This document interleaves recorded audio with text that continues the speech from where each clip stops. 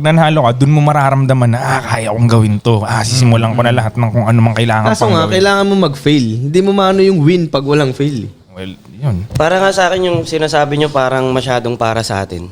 Ano yan?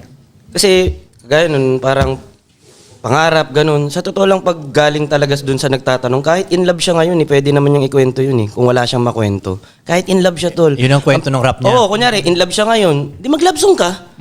Ang pinaka ititip ko lang din dyan, maano mo siya, Ma-flip. ma-monetize mo ba? Ma-monetize Yun mo. na lang talaga, kahit ano pa yan, kahit putang ina.